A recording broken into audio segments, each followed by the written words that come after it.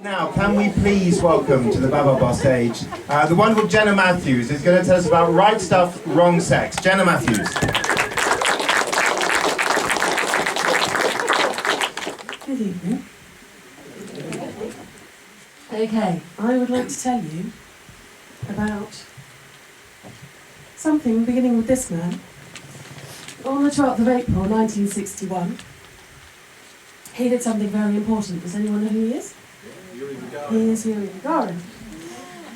He was the first man in space. Obviously, the Soviet cosmonaut completed one orbit of the Earth in Vostok 1, and in doing so, he achieved two things. First, being the first man in space. Secondly, he really pissed off the Americans. Sorry, Phil. They immediately stepped up their work on space travel. It was obviously a race. They created the National Aeronautics and Space Administration, which was intended to be an independent and civilian agency, that's important, to explore space science, and was pride of the United States of America. So while all the clever scientists got on with doing sciencey stuff, they had to find someone to actually fire up into the air. Choose the right person. It couldn't just be anybody, it had to be somebody with the right stuff. So after some careful consideration, they came up with a set of criteria, and I can't actually see you, but I'd like to know if there's anybody here who fits this criteria. So if you could all put your a hand in the air, we're going to go for a process of elimination. Everyone put your hand up. Well done. So put your hand down if you are over 5'11". So tall people are out. Okay, put your hand down if you don't have a bachelor's degree or more. Put your hand down if you are over 40. This will sort them in for the boys, right? Yep, okay. The information I have about Eastbourne is accurate, that's good. Okay. I don't actually think there's anyone, I can't see anyone. Oh, hello. Okay, well it's very important that you are in excellent physical condition. We've got... Okay, you also need to have a minimum of 1,500 hours flying time, be a graduate of test pilot school, and be a qualified jet pilot. I think we've eliminated everything. So, using these criteria, and adjusting for people who didn't want to go, because some pilots didn't think it was actually flying, didn't think it was the job for a pilot, they finally drilled it down to 7 men. There they are, very natty outfits, I think. They were known as the Mercury 7, and over the course of the Mercury and Gemini programs, they did all go into space. And apart from meeting the criteria we just talked about, they had other things in common, not that their looks were all in. They were all married with children, they were all Protestants, they were all born in the US and brought up in small towns. They were all either the eldest or the only sons in their family. And they'd been chosen from a pool of 508 military test pilots, brought down to those 7. You will be familiar with some of the names, probably not these ones so much, but here in the, which one is the, yeah, in the blue, Alan Shepard, the first American in space, the second person in space, the only one of these people to walk on the moon, and John Glenn, probably more familiar to you, the third American in space, the first to orbit the Earth, and until recently, within the last 18 months, the oldest person in space. He went back into space in 1998 on the shuttle Discovery when he was 77. Gus Grissom, who's the shorter guy here in the middle, he sadly died during a test flight in 1967. However, we're not here to talk about the boys. So as part of that process, they were put through a series of remarkably rigorous tests conducted at the Lovelace Clinic in Albuquerque by this man, William Randolph Lovelace II, or Randy to his friends. And he, for a long time, had been friends with this lady, Jacqueline Cochrane. Jackie was the first woman pilot to break the sound barrier and still holds more distance and speed records than any pilot in history, male or female. At the time of the Mercury 7, she was already in her 50s, but the two of them decided that women would be excellent, maybe even preferable astronauts, and they worked together to identify some criteria for finding some women to test. They differed from the men's criteria in that they wanted them to be under 35, have 2,000 hours flying experience, and hold an FAA commercial pilot's licence. We will come back to that. NASA had decided that they were picking from serving military test pilots. They also considered submariners, deep-sea divers, and mountain climbers. So they approached Jerry Cobb.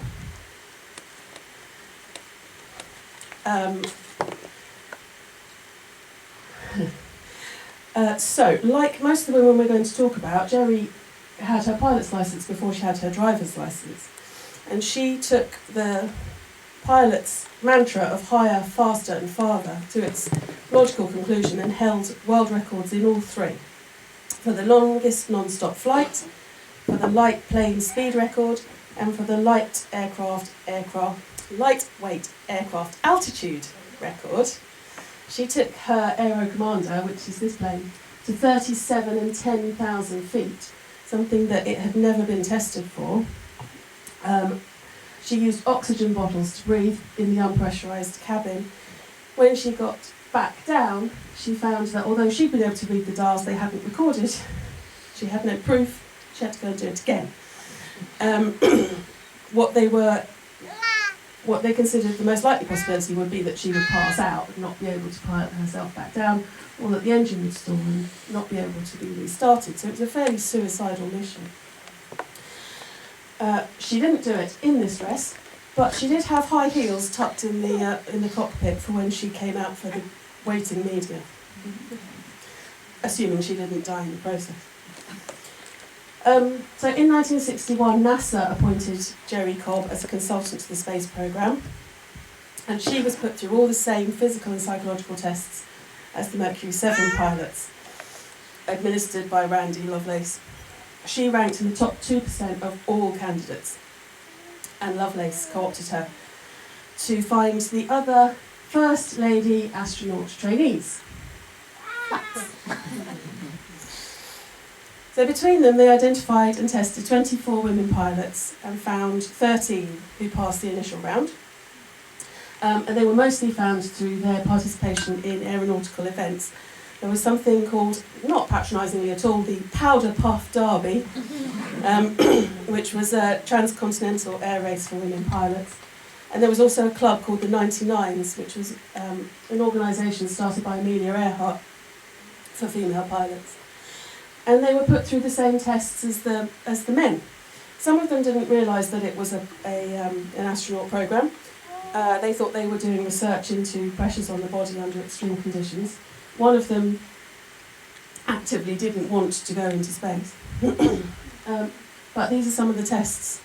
So I have a list here. They had x-rays and physicals, swallowing a rubber tube to investigate stomach acid, testing the ulnar nerve of the forearm using electric shocks, inducing vertigo by having ice water shot into their ears, pushing themselves to exhaustion on stationary bikes, drinking radioactive water, sensory deprivation tanks, experiments on tilt tables, that actually is Jerry Cobb, plenty of other indignities.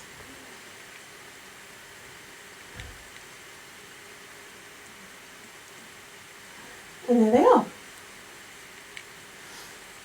So between them, they flew in World War II, in the Vietnam War, in the Bay of Pigs invasion, and in the Senate campaign trail.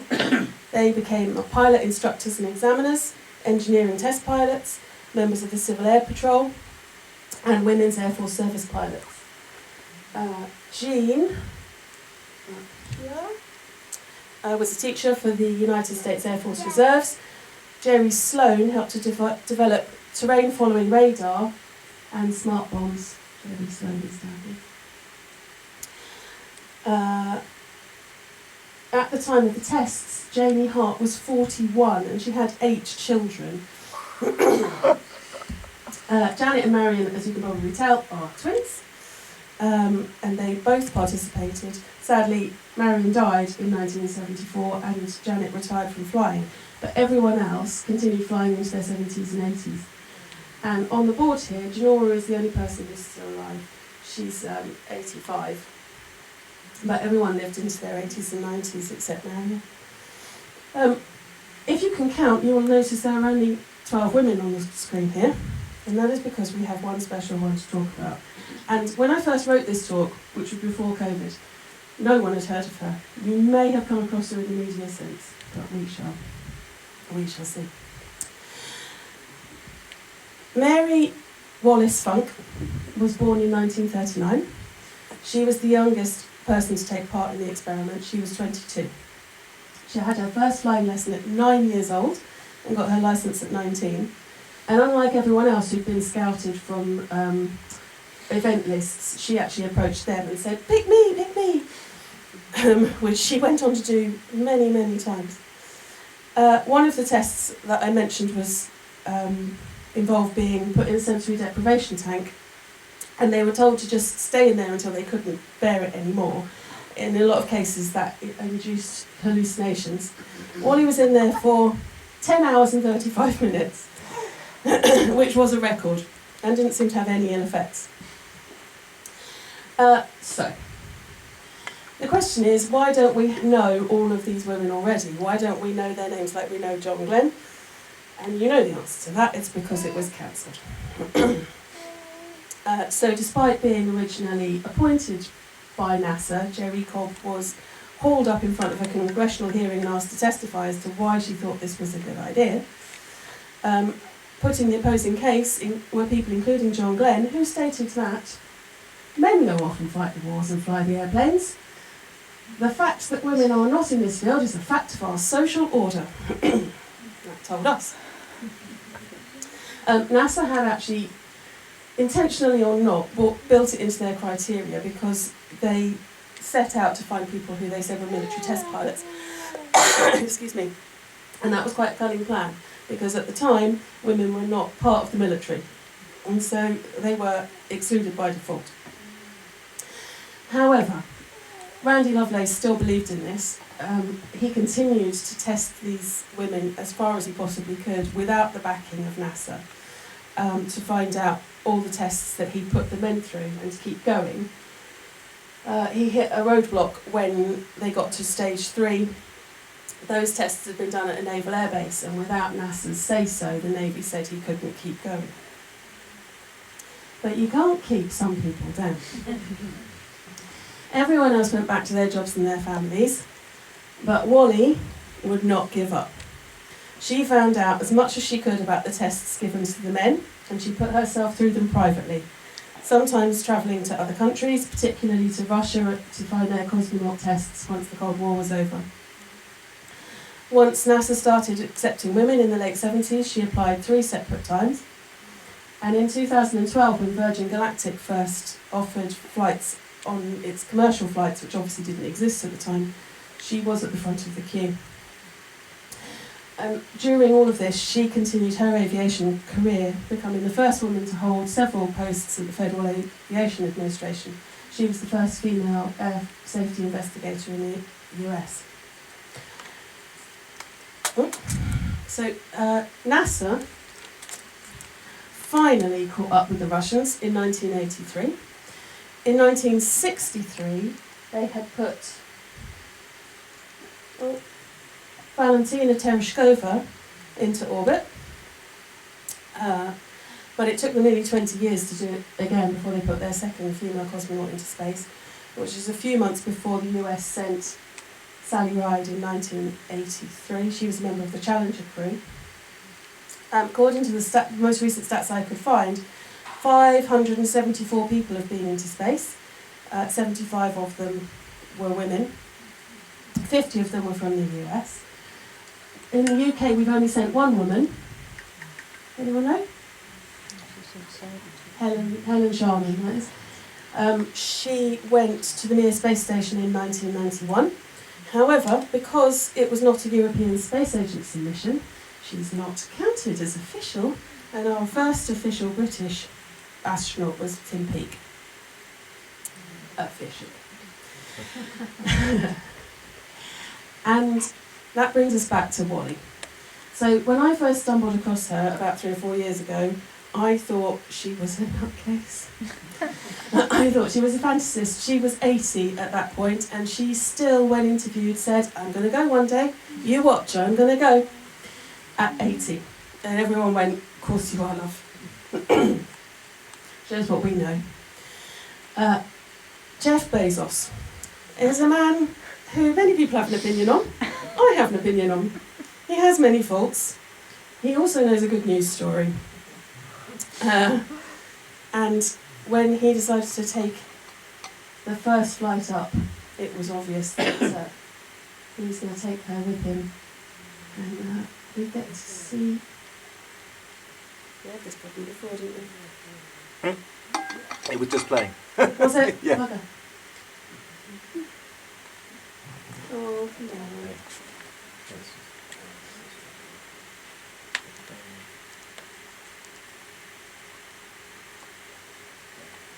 But let's see it with our own eyes. I'd like to roll the tape of what it was like in the treehouse. I don't know if you're going to be able to pick her out. It's quite dark, I realise the... she's there.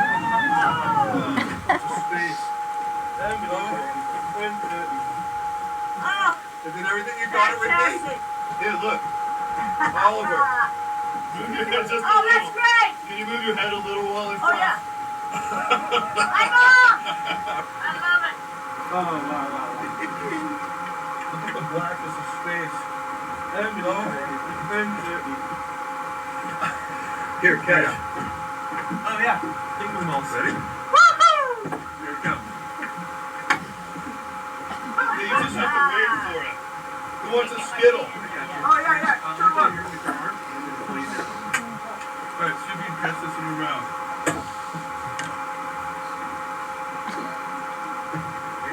Yeah! Well done! Lost this one. Let me try. Here it goes.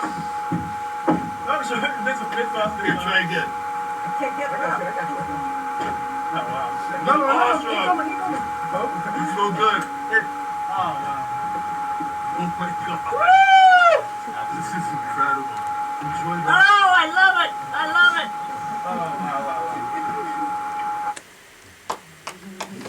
So, I know, bless her.